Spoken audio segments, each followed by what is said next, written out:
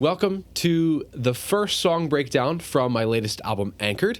We're going to start with Love and Be Merciful, not only because I think this paints the best picture of the album, but it is also one of the ones that I first released from the album. It released alongside the first single, Confession. I really kind of wanted to dive into not only the concept of this, but a bit of the orchestration and the construction of it, the meaning behind it, all that good stuff. So the track really just kicks off with this ethereal piano kind of idea right here.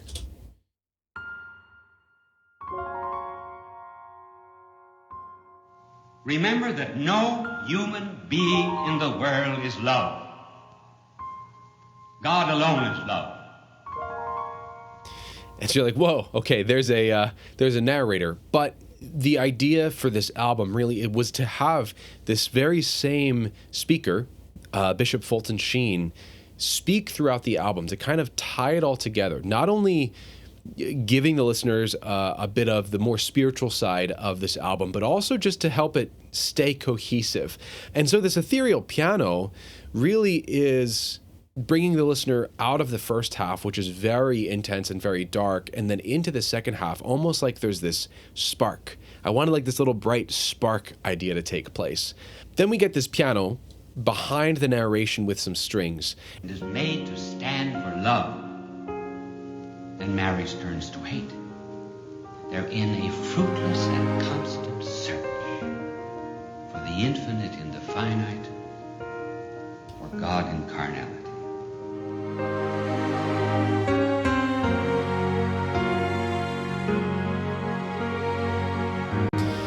So just to show you what I'm using here, I'm a big fan of Native Instruments noir piano. It's just so nice.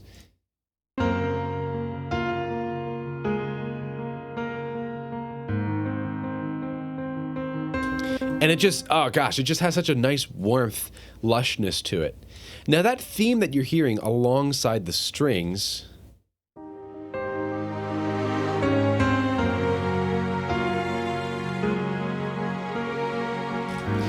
that is actually from my song In Good and Bad Times from my first album, Rosewater. The very end of the song In Good and Bad Times was actually very much a spark, not only for this album as a whole, but this interlude. I mean, you hear the themes from In Good and Bad Times kind of woven throughout Anchored, and it's from a separate album entirely. So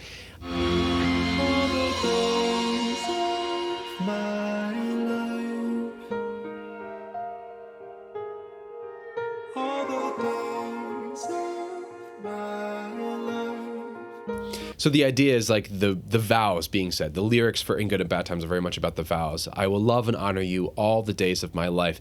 And so that, not only those lyrics, but that musical theme then was woven into Love and Be Merciful and Anchored as a whole. There's another theme from In Good and Bad Times, check this out, that I use within Love and Be Merciful.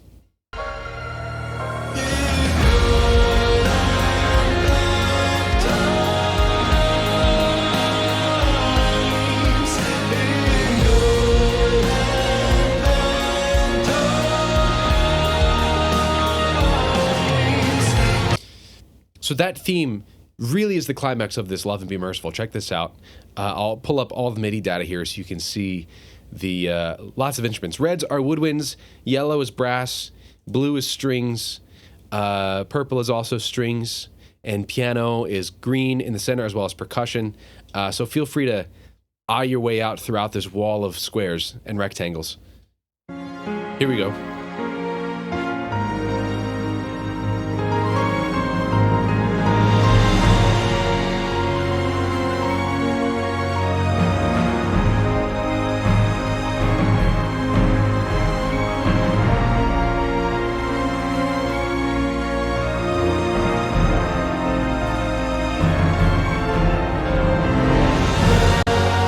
So it's very big. It's very grandiose. The idea being, after getting to rock bottom at a moment in our marriage, there was this spark, in my opinion, like this spark of the Holy Spirit that was just kind of came before us and came unto my wife and me, and it was sort of this little spark that got us out of this hole of great darkness.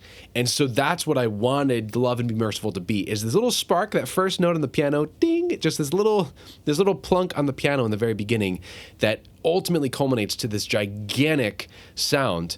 And what you're hearing here is 100% the Berlin series by Orchestral Tools, Berlin strings, Berlin brass, Berlin woodwinds, Berlin percussion. The only thing that's not Berlin is the piano and the choir, but everything else is Berlin. Let me show you these strings. I just love the way the Berlin strings have so much expressive detail, especially in the vibrato.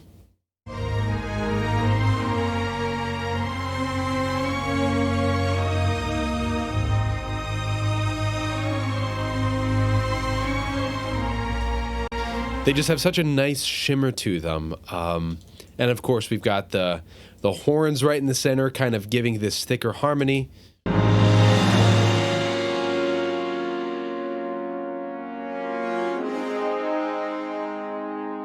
That just fills out that center of the whole orchestra. And then, of course, we have the choir. The choir comes in. As soon as you get into like divine territory, you need a choir. So there's sort of like this second half of this big climax where we have a choir.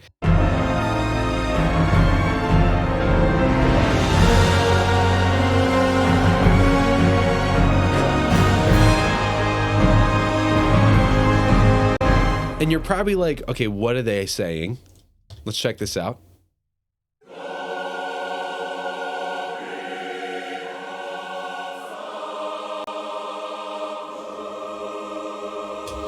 So, given that this is not a live choir, it's pretty darn close. This is Aetio's Requiem. They're saying Gloria Sanctus, right? So you're basically given a set of Latin syllables. Now, if this were to be done live, what I have in the actual score is Spiritus Sanctus, which would loosely translate into Holy Spirit, right? Obviously, I had to make it work, given the resources that I had. But if this were to be done live with just a full-blown, a whole orchestra and a choir, they would be basically singing in Latin, Holy Spirit, Holy Spirit. But I figured, a good alternative is Gloria, right? I mean, you can't go wrong there. I gotta say, we can't forget about the woodwinds, right? They're often the overlooked part of the orchestra. And when you have something this big, if you don't have the woodwinds there, just as a, orchestra nerd moment here, if you don't have the woodwinds, you lose the flavor of what makes an orchestra sound like an orchestra. They may get overpowered by the brass, but when they're not there, it's like, ooh, something's missing. So just to show you what the woodwinds are doing here.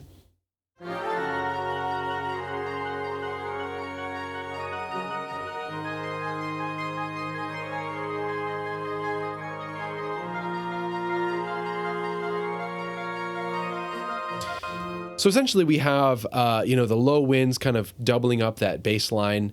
There's a melody over quite a few octaves here, as well as in thirds and sixths and that kind of stuff. And then we have these nice staccato notes in here, basically filling out some extra space, creating that forward motion.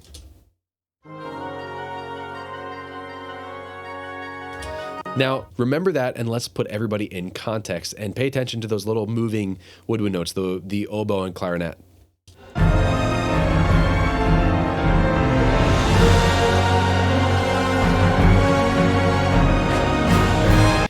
Probably like, I can't hear them very well, but if I mute all these woodwinds, you're going to be like, something is missing.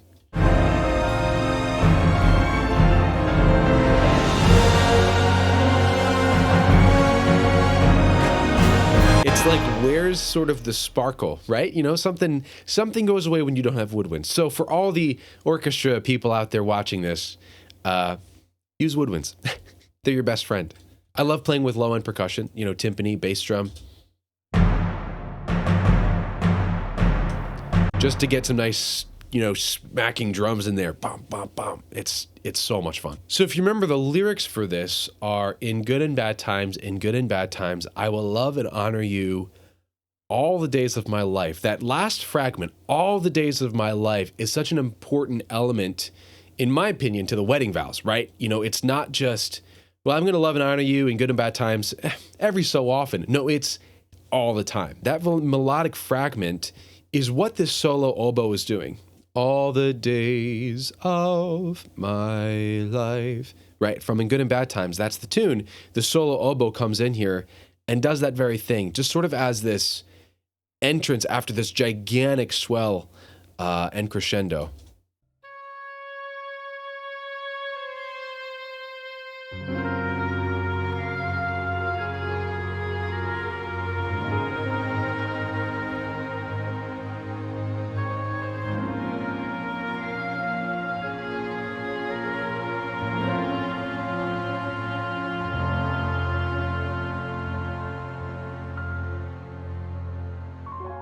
How different.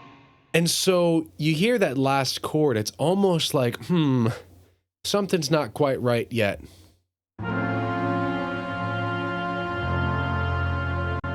And truth be told, it's because this isn't the end of the story. You know, a lot of damage was done. A lot of heartbreak was had. A lot of just like, we're not even looking at each other anymore.